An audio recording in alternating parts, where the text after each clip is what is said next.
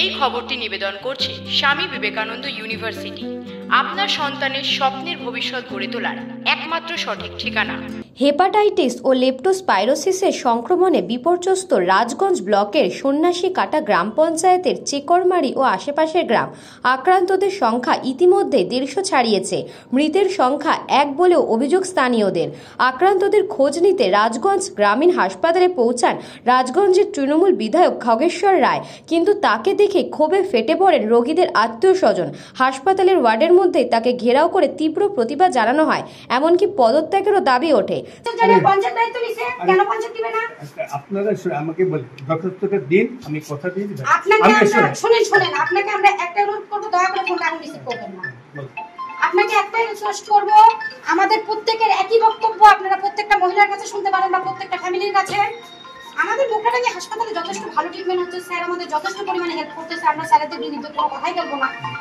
দ্বিতীয়ত কথা হয়, আপনি ফ্যাক্টরি বন্ধ করবেন, না হলে আপনাকে গদি ছাড়তে হবে। এখন আপনি কি করবেন, এখন আপনার সম্পূর্ণ ব্যক্তিগত ব্যাপার।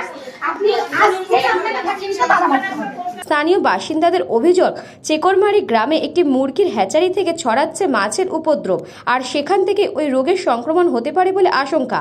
এর আগে ওই হ্যাচারির বিরুদ্ধে অভিযোগ উঠেছিল, মাছির অত্যাচারের অতিষ্ঠ হয়েছিল গ্রামবাসী, কিন্তু প্রশাসনের তরফে কার্যকর কোনো পদক্ষেপ নেওয়া হয়নি বলে ক্ষোভ। এদিকে আক্রান্তদের এলাকায় বসানো হয়েছে বিশেষ মেডিকেল ক্যাম্প, চলছে আক্রান্তদের রক্ত পরীক্ষা। শুধু রাজগঞ্জ গ্রামীণ হাসপাতাল নয়, বেশ কিছু রোগী ভর্তি আছেন উত্তরবঙ্গ মেডিকেল কলেজ ও হাসপাতাল এবং একাধিক বেসরকারি হাসপাতালেও।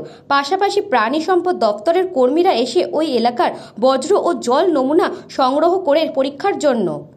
এই একমাত্র হচ্ছে আর জন্ডিস যা মাছি, সেই মাছি অত্যাচারে মানে কলের মধ্যে এমন ভাবে বসে থাকে বুড়ো হয়ে যায়, সেই জল খেতে আমাদের ঘৃণা হয়, আতঙ্কে থাকতে পারি। সেটা থেকে আমাদের জন্ডিস সূত্রপাত।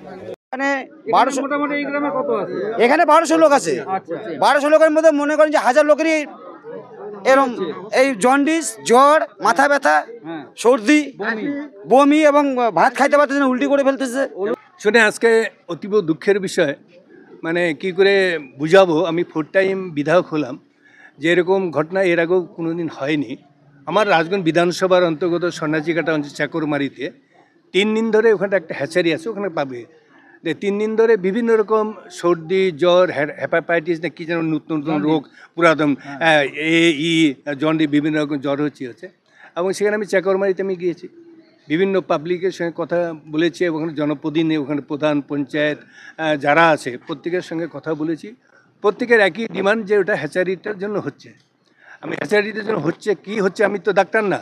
অলরেডি ওখানে প্রচুর চিকিৎসকরা গেছে, বিভিন্ন দপ্তরেরা গেছে ওখানটা দপ্তর, তারাই অলরেডি নমুনা সংগ্রহ করছে যে কিসের থেকে এই রোগটা হচ্ছে।